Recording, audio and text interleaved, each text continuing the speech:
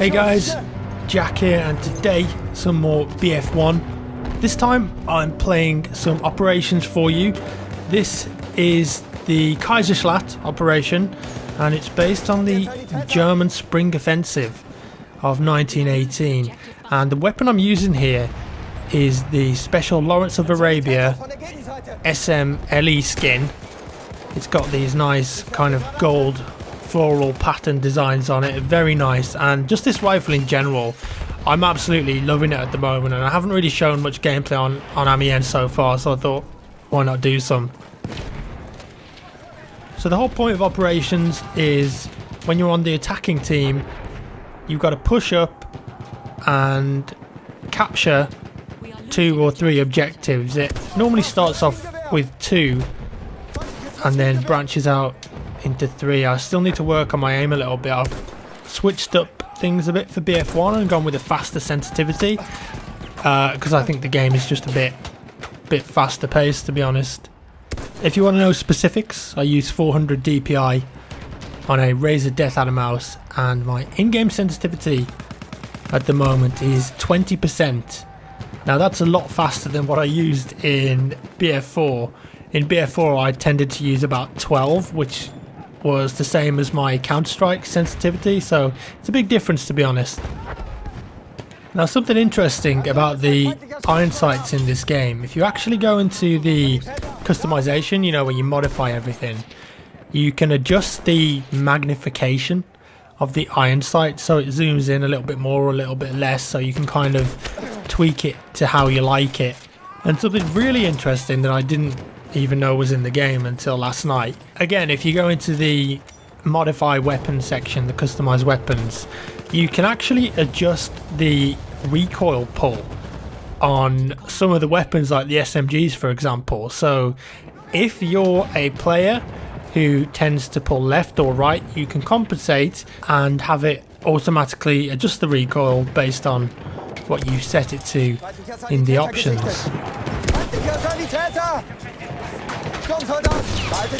Nice little triple kill there. Obviously when you're using a bolt action rifle like this, you want to really take your time and go for headshots, because although rifles can be a one-hit kill at certain ranges with the whole sweet spot thing, you get the headshot and it's always going to be a kill as far as I know.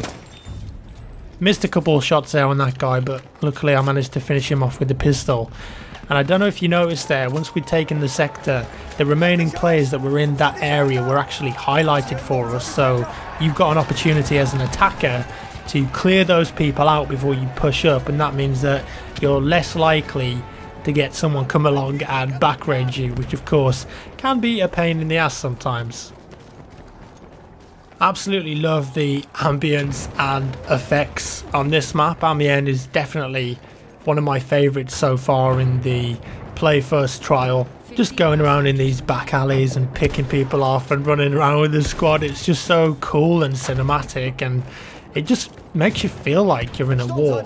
And a little bit more background about this operation that you're taking part in. So after the defeat of Russia in the east, it meant that Germany could actually concentrate their assault on the British sectors of France, and the Spring Offensive actually began with a massive artillery barrage from the Germans, and it was actually heard in London.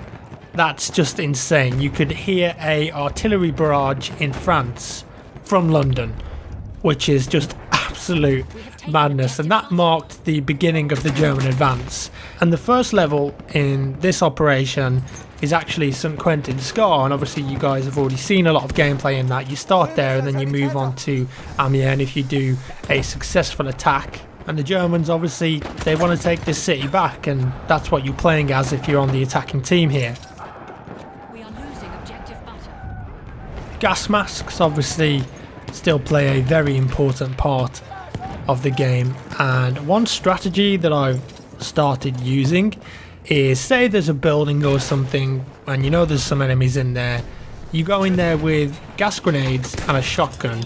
So you pump a couple of gas grenades through windows or through the door, stick your gas mask on and get that shotgun out and just go hip fire crazy, because of course if there's players in there who are using like sniper rifles or semi-autos and anything that's not an SMG or a shotgun, you're going to be at a big advantage using a gas mask and only being able to hip fire, because remember they can't ADS whilst they've got the gas mask on, so they have the choice. They either fall back, they die, or they put the gas mask on and only have hip fire capabilities. So as you saw just there, sometimes this map can get very chaotic. The thing with operations though is, because it's this nice mix of conquest and rush, you get these very focused pockets of action, and I think it's actually better with a 40 player server than a 64 player, because it's just not so much of a meat grinder and you can apply some tactics.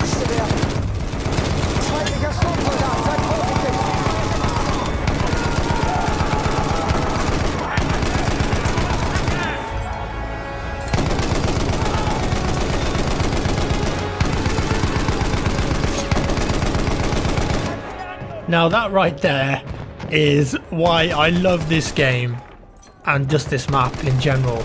That's a proper World War game moment right there, and you're not going to get that in many other games.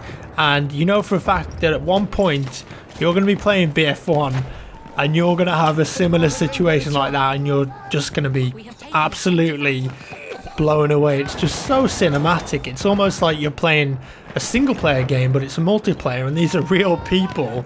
And I find that with BF1 in particular, I've played all the 10 hours in the trial so far. I haven't actually got any playtime left, so I'm going to have to buy another EA Access account just so I can get some more playtime.